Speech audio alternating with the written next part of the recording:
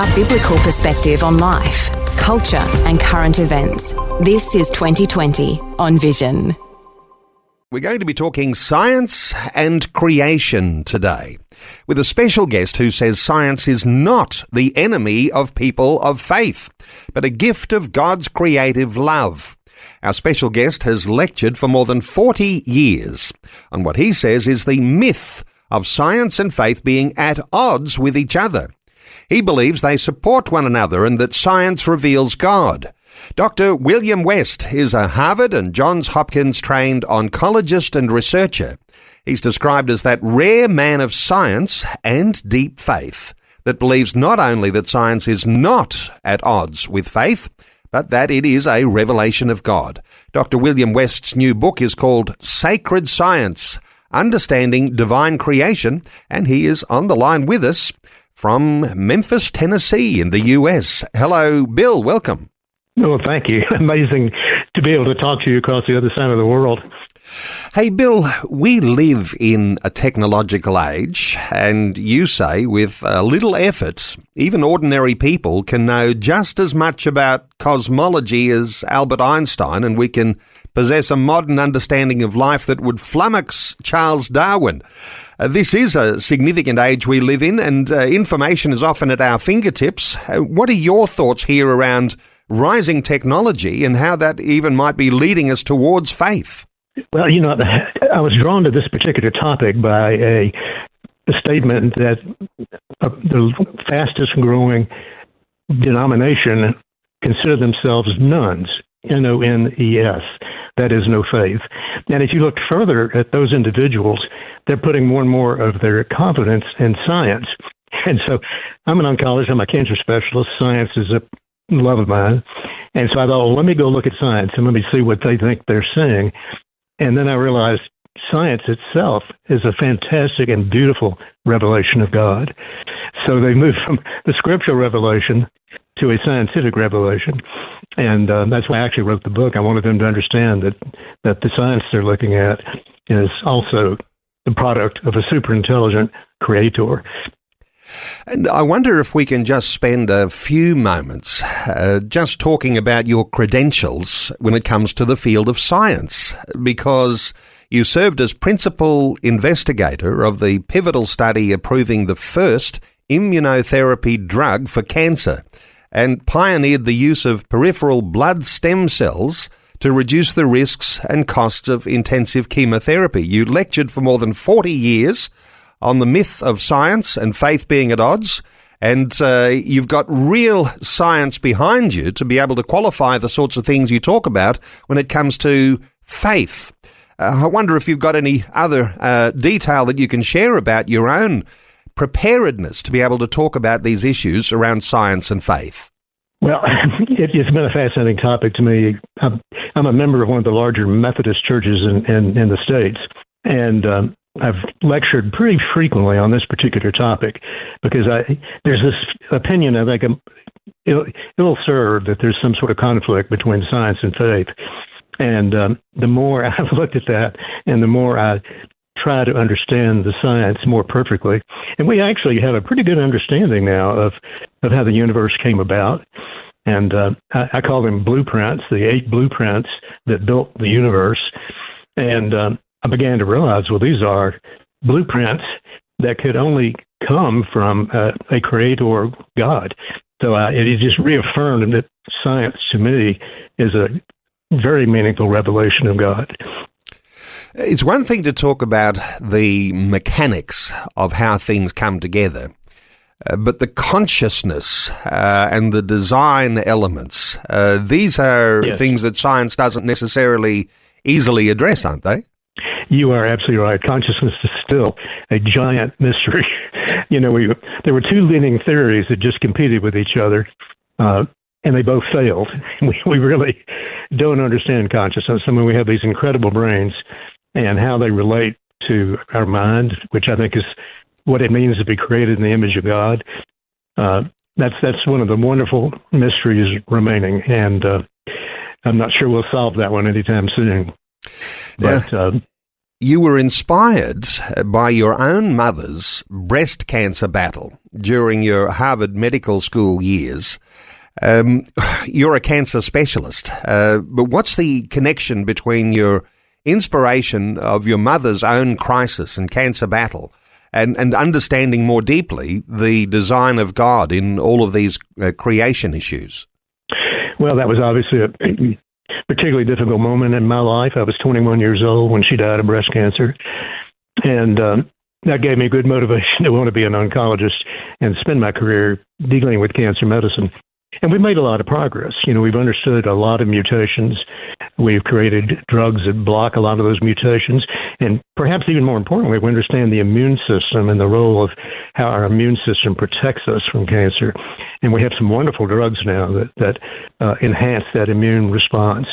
So we're gradually making progress. But no, I'm really tired of breast cancer. I'm tired of women dying with breast cancer. And, it remains a big challenge. And as I age, I hope we see more and more rapid progress. When I'm talking to creationists, just being right out there with this, most of the creationists that I talk to on this program acknowledge a young Earth, accounts of Genesis as history. I understand it that you've got a different and scientifically founded picture of you, how you see the universe. I wonder if you can give us your insights into how you see the world and the creation. Well, I'm pretty deeply aligned with the scientific story in terms of the age of the Earth. I don't have any problem with the 6 days of creation because those days could be each one an epoch in its own right. And so I understand people who adhere to. We're in an area of the U.S. where there are a lot of folks who are young Earth creationists, and more power to them. They're believers. I tend to adhere to the more classical scientific description, which is a very old universe, an Earth that's probably a third of the age of the universe. And the fascination to me is, where did DNA come from? We have no idea. That's just an amazing and beautiful mystery. So I look at the science as 8 blueprints that created the universe, and then the codes of DNA that created life, and then the ultimate, you've already mentioned it, consciousness. How do we acquire that? So it's all a wondrous mystery, and I attribute it all to a super intelligent creator. And I wonder if we might just set aside some of the tensions that there might be between the young Earth and the old Earth creationist, and just to acknowledge that, from time to time, people connect with me and they say, hey, why aren't you talking about old Earth creationism as much as you do young Earth creationist? And I often will say, well, you can believe that God created a grown-up universe. And so perhaps that is one of the answers there. But when you're looking at the science and you're talking about mathematics and design, and you're looking at what the secular scientist is saying, and you're comparing that with where a faith position might be, where do you like to start? Because a lot of secular scientists like to start with a big bang, and often will say, well, God spoke and there was a big bang, but how do you describe the beginnings, the origins? Well, I'm an adherent to the Big Bang Theory. It's in the first sentence of the Bible. There was nothing, and God said, let there be light. And that was written, 700 years before Jesus' life. And I think that's pretty phenomenal that an inspired author saw that beginning. So I'm a Big Bang person. I believe that that's exactly what happened. And the package in that bang, the elements that were delivered in that bang, each one is a work of art. And it took 8 of them to make the universe. From the equivalence of energy and matter equals MC squared, all the way to space-time, et cetera. And watching those 8 blueprints weave this wondrous universe is just, to me, as affirming of faith as I could imagine anything possibly being. And for the person who wants to leave God out of the equation and assume that Big Bang, God speaks the universe into being, they really just got to grapple with their own challenges around the accidentalness of anything happening and the fact that nothing can come from nothing. How do you describe the difference between what it means to have faith in God as creator and just assuming that there was an accident and that there was actually something there when really we should say there's nothing there? Well, it took 8 separate, I call them blueprints. They're actually mathematical equations. God is an amazing mathematician. It took 10 equations to describe space-time, so I prefer to just shorten it to blueprints. But when you look at each one of those blueprints, each one is super intelligent. Each one is a piece of art. And together they paint this wondrous universe and this earth and life. And, it's just difficult to not believe that there's a super intelligent mind beyond each step of that process. So I'm a firm believer that science is a wonderful revelation of God. And I see zero conflict. This idea of a super intelligence, some people want to say that maybe it's a super intelligence other than the God of the Bible. I guess this is where the faith component comes in, because you have to be able to correlate the way that the biblical account is of creation and then to be able to look at what is. How do you think of those things? Well, I imagine could artificial intelligence have created the universe? And my response to that would artificial intelligence inspire messianic dreams? Would it confront the empire of the Romans? Would it confront the temple priests? So I'm very much a Christian. My belief is very much in Jesus as a fulfillment of many, many prophecies in Scripture. So I'm a pretty classic believer in that regard. And I find no problem in the Old Testament, any conflict that bothers me with science and faith. Take us into your science, because as a cancer expert and the sorts of scientific discovery that you've been on in looking for solutions to cancer as a killer, where does that actually come into you, do you think, with things like the scientific method and how you apply a scientist with faith look at some of those things that you work with? Well, the wonderful thing that's happened in my life is we've learned how to sequence DNA. DNA is just 4 letters. And each cell in our body has 3 billion of those letters. And to be able to look at the sequence of those letters and spot broken and spot mutations, really what's been happening in our field. And as you identify a mutation, particularly in breast cancer, you can say, here's a broken gene. How can we block the activity of that gene? And that's really how we've been making progress. The second major way is understanding how our immune system interacts with these cancer cells and how the cancer cells are very clever at a secret handshake telling the immune system, I am good, I'm okay, I'm supposed to be here. And we've seen the development of some wonderful drugs that unblock that partnership and reveal the cancer as abnormal and unlock the immune system. So those are the 2 big developments in my life in cancer treatment, is spotting the mutations, blocking the mutations, understanding the immune response, and maximizing that immune response. And we're making progress. I imagine that the secularist, the scientist who says God is not in the equation at all, how they actually bring together their thoughts around how the body responds. And when you talk about immunity, does the body respond with some sort of intuitive response? But it's pretty hard, as you say, to leave out a faith dimension because the complexity is so much greater than anyone can even imagine.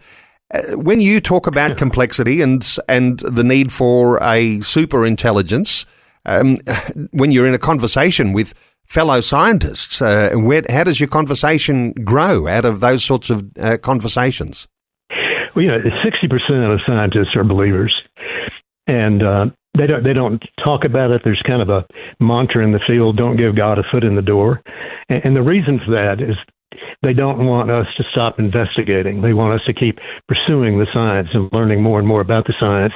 So don't use God as an excuse to quit studying and quit learning. But the great majority of scientists, physicians are believers.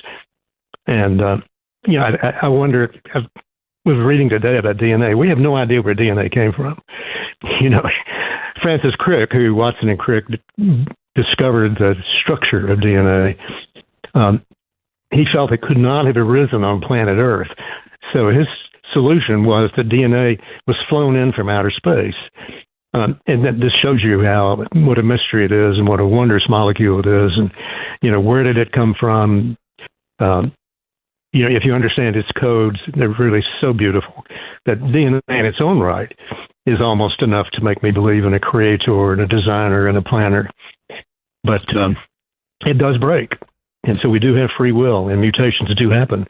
And that's our challenge, is to understand what that brokenness is and how to fix it. And that's really what cancer medicine is all about. This need to investigate, and, I think we can probably draw a divine connection between the curiosity and the need to have a betterment. But this need to investigate in the science community, investigating, leading to something. And if you're saying 60% of scientists are actually believers, but they want to continue to investigate, the necessity of a creator in there is more investigation leading closer to there has to be a creator God? Well, it certainly has led me there. I've tried to identify what I call them blueprints. They're mathematical equations, but when I look at each one of them, they're like a piece of art. And together they create this incredible mosaic that built this universe. This universe is so wondrous and mysterious. And this earth is so precious, rare. And then the origin of life, the origin of DNA. I mean, we face so many. And then consciousness, we have no idea how we were given that gift, except we're created in the image of God. So I can't reconcile science without believing in this intelligent, wondrous mind behind each piece of it. So when science tells a sacred story, there's no excuse, is there, for scientists to actually believe a false story, a false narrative? 60% of scientists are believing that there is a intelligent designer, a creator, God, and that might lead them to the Christian God. But science telling a sacred story, it's pretty hard to ignore that. Is that what you're saying? That's what I'm saying. That's why the title of my book is Sacred Science. I think, again, I was drawn to the topic by the increasing proportion of young people who call themselves nuns, N-O-N-E-S, no faith, and they are moving towards science. And to me, the wondrous irony of that is they're moving from a scriptural revelation of God to a scientific revelation of God. Now, you have to understand the science, and that's a challenge, because when you get over into those 8 blueprints, each one takes some study. That's why I wrote a book. I tried to describe each one of those blueprints. And then you begin to realize, this is another revelation. So I think we've been given 2 revelations from Holy Scripture and then from modern science, both of which tell us a story of a wondrous creator who designed this universe and life and made it happen. Before we go any further, Bill, let me just reflect on a text that came from Lawrence in Perth in Western Australia. Lawrence says, "Hello, I studied science at tertiary level. Science is very fluid, so when I hear secularists say the science is settled, such as that with the so-called climate change and evolution, for example, their minds are closed to the possibility of a creator God. Have you found that there's just a closed-mindedness in those secular scientists?" I don't really believe that I have. There is a mantra in the field to don't give God a foot in the door. And basically that is, let's keep investigating, let's keep studying, let's keep learning. And I understand that. But in general, I think I certainly know most cancer specialists are very much inclined toward faith. And I have, since childhood, been a deep believer, and I found no reason in my career and in my life to change that opinion at all. I'd love to tell a story, if I could, Sure, about the Higgs field, and that's Higgs field. We have a physical universe, and for atoms to become physical, they have to acquire mass. And as they are created and they flow through this ocean of what are called Higgs bosons, they are encoded with mass. And then the wonder of the story is, how did this Higgs field, that which makes the universe physical, how was it discovered? Peter Higgs looked at an equation. He looked at an equation on a piece of paper and he said, if this equation really existed, it would explain the mystery of mass.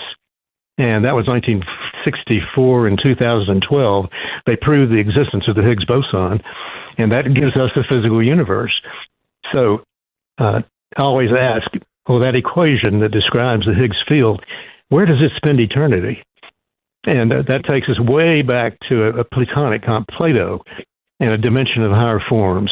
And I'm a big believer in that concept. I think there's a library of mathematical forms. I think there's a library of DNA and proteins. And this has all been set and planned by a wondrous mind to create this universe, to create this wonderful earth, to create life, and to create the journey of life, a succession of creatures. So I think science and faith are very much in alignment. Let me take you to where I think the science-faith connection may really be supercharged, and for your thoughts here, because I know that you say God shared his mind and triggered the emergence of human consciousness. And when we think of consciousness, we might even be thinking that if we can hear and understand and think today, that may even be evidence for God. What are your thoughts here about the value of us understanding how powerful it is that we recognize that humans are conscious, and that's come from somewhere, and we'd say it comes from God? Well, I think I've already said there are four fundamental theories of consciousness, and they're all wrong because we just simply don't understand it. Two were tested against each other, and they both failed. So it's this wonders how our brain is unimaginable, the complexity. We have more synapses in our brain than there are stars in the Milky Way. But how does that generate this flow of thought? How can we have this conversation? And I can only say, I think we're created in the image of God. He shared his mind with us so that we could also anticipate, have faith, look toward a future. And what a wondrous gift that is. I mean, that to me is the meaning of life. To the Christian believer, the biblical Christian, some of those things are just are obvious. That consciousness comes from the fact that we have a creator, a conscious thinking God, one who might even be compassionate, all of the even emotional ways that we are responsive. Do we take all of those back to the fact that we're created in the image of God? I think so. I mean, God is love. God has many of the same emotions that he's given us as human beings. And created in his image means we can have this conversation. We can contemplate our future. It gives us perhaps the painful realization that we can contemplate our death. But then that raises a whole other wondrous image of what life would be hereafter. Let me ask you, because sometimes the Genesis history, younger Earth view of creation gives us a more watertight answer around the arrival of sin in humanity, and this disconnection from God and from his image, the need for a redeemer, Adam and Eve, and Jesus known as the second Adam.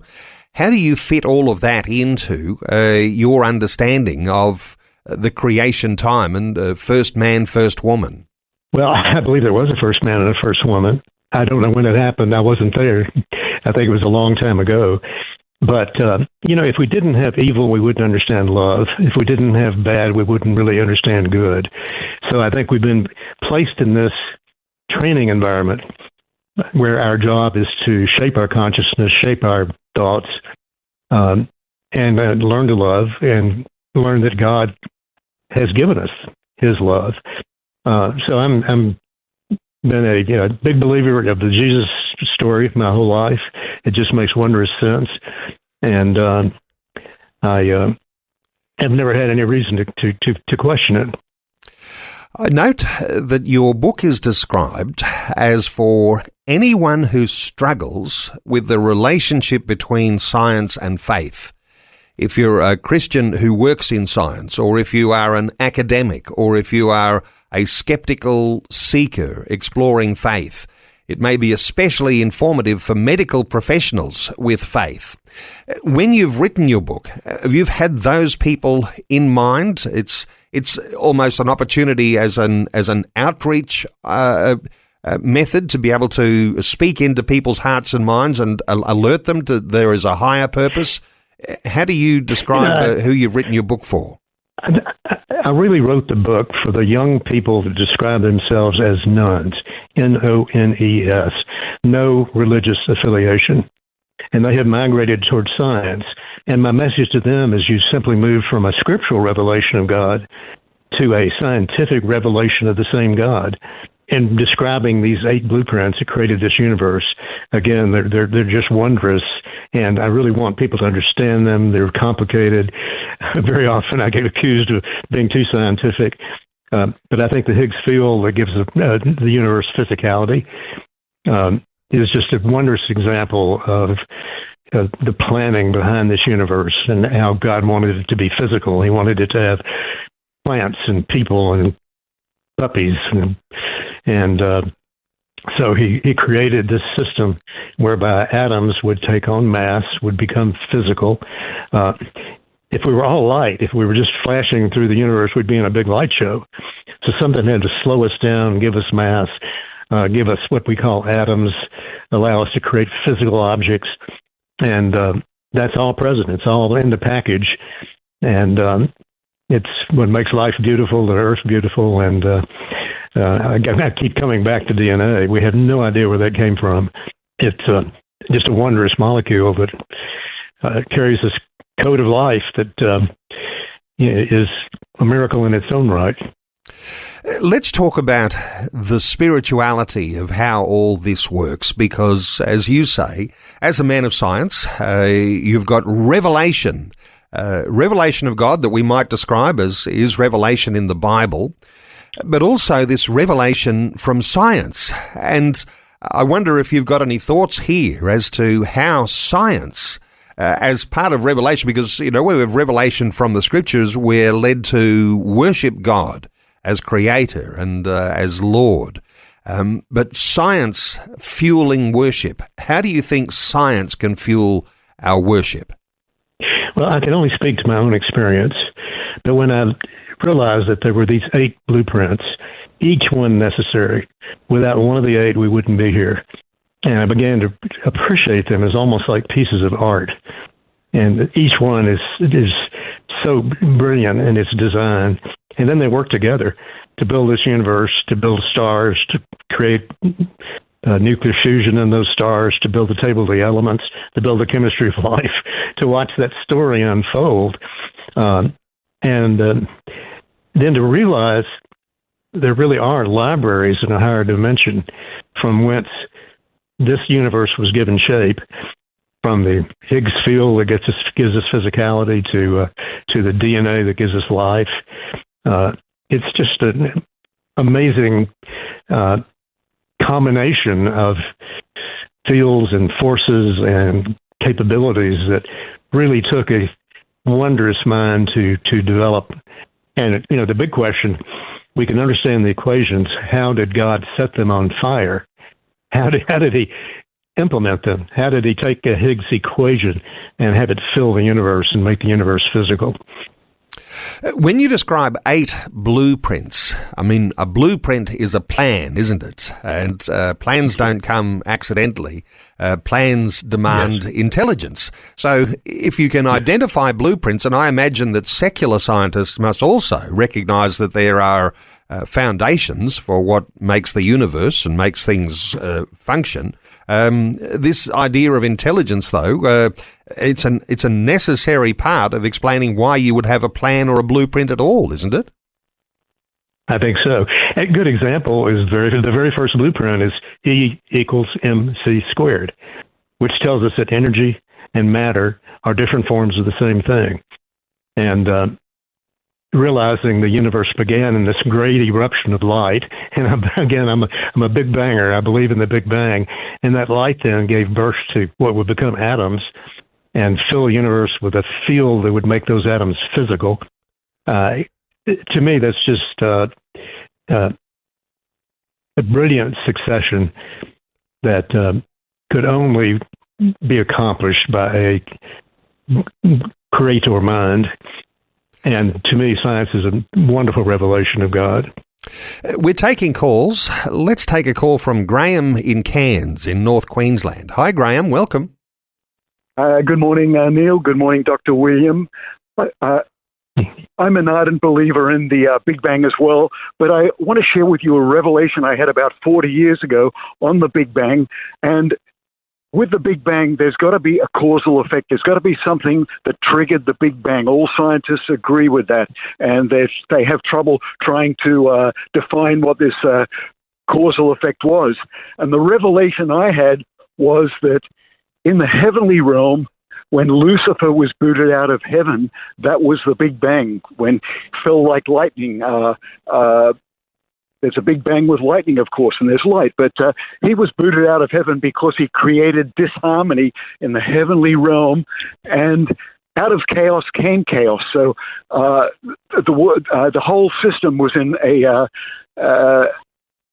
chaos, and God, it's almost like God said, what am I going to do? I know I've got to create a place where I can create life to restore order to this whole chaotic system that's happened, and that's how this beautiful blue planet Earth came about.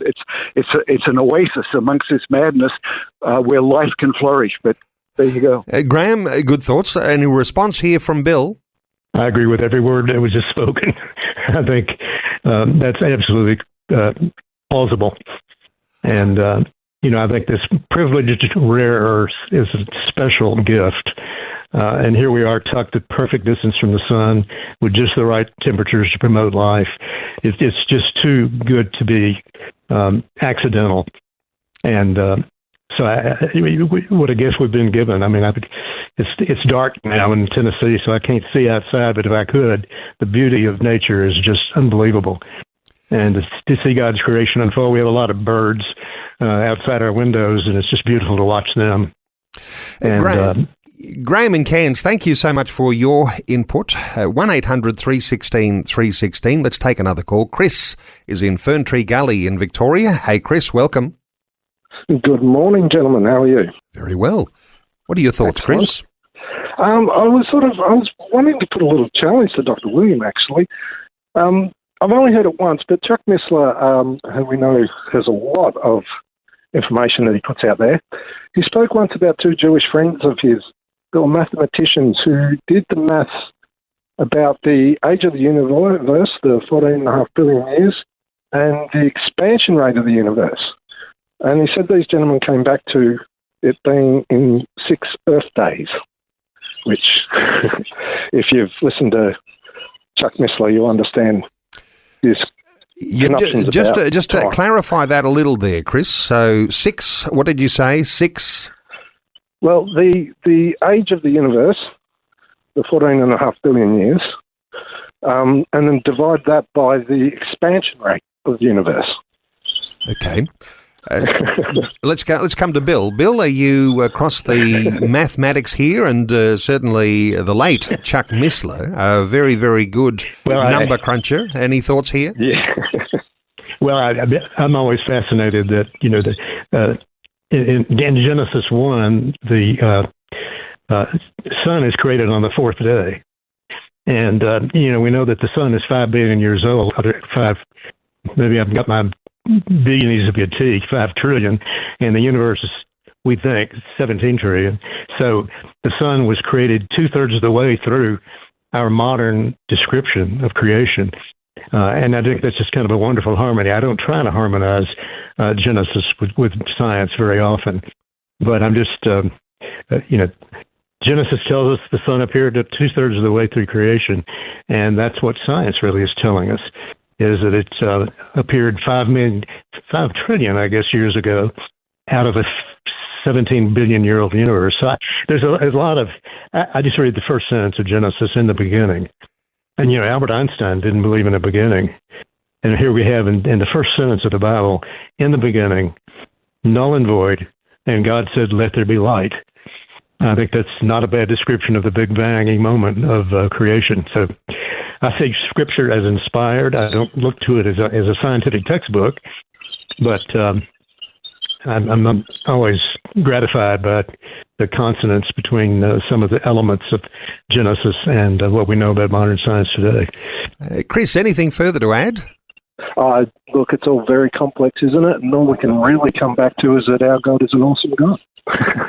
Absolutely, our God is an awesome God. Chris in Ferntree Gully, thank you so much for your call. We're talking about there's a whole lot of dimensions here. Consciousness. Reminded that in Romans chapter 1, the Apostle Paul says we're without excuse. So This really speaks to the scientist and to the one who is observing what happens in nature. There's an important element, isn't there, that really, if you're not a believer and you're not taking the Bible as your cues for God being creator, then you still have this opportunity to discover by way of looking at nature. That's something the scientist really, we have to rely on the fact that the scientist is going to discover some revelation through that if they're not exposed to the Bible. Would that be a fair enough thing to say, Bill? Absolutely. I take a lot of heart in that if a young person wants to believe in science as their basis, as long as they give it thought, as long as they understand the science, and then they see that it obviously is a revelation of a super intelligent creator, that's fine to me. Sometimes I have trouble reading the Old Testament. So, I think we have the scriptural revelation, we have a scientific revelation. I think they both are wondrous and complement each other. And it bothers me not a bit that young people who consider themselves nuns are finding comfort in science. I just want them to be careful when they look at the science, they realize just how elegant and planned it is. They're really works of art in those, I call them 8 blueprints. They're mathematical equations. God is the ultimate mathematician. But since it takes 10 equations to describe space-time, I decided just to call them blueprints. So space-time is a blueprint. But from E equals MC squared to space-time to nuclear fusion of the star, it's just a wondrous story, and I don't think we teach it very well in schools. No, and we've run out of time for our conversation today. And again, just to reinforce that usually I'm talking to creationists who have a young Earth idea that God created a grown-up universe.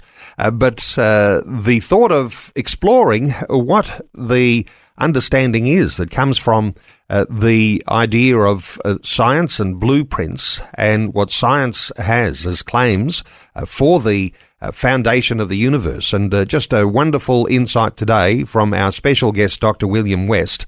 And just to reiterate where I mentioned a little earlier, a book like this for people who have a struggle with the relationship between science and faith, or if you're a Christian who works in the field of science, or if you're an academic, or if you're a skeptical seeker exploring faith, this is the sort of book that you'll want to get a hold of. It's called Sacred Science, Understanding Divine Creation, and you'll be able to find that at online booksellers.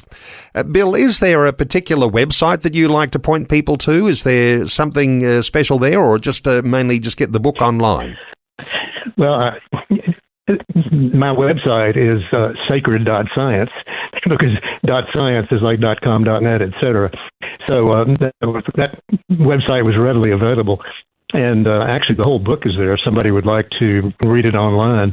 I hear a lot from people who enjoy the audiobook and think that it's a special way to understand the material.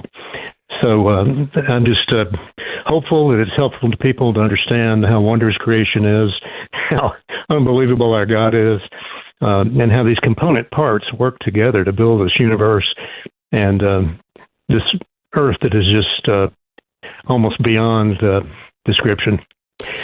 So thank you for having me on tonight. I really enjoyed the discussion. I appreciate all the comments from people who phoned in.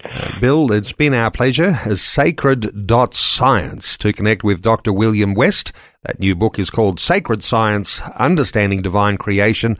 Bill, thanks so much for staying up a little bit later and talking to us here in Australia. Really appreciate you being part of 2020. I really enjoyed it very much, and thank you for the invitation.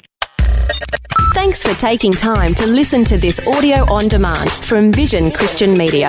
To find out more about us, go to vision.org.au.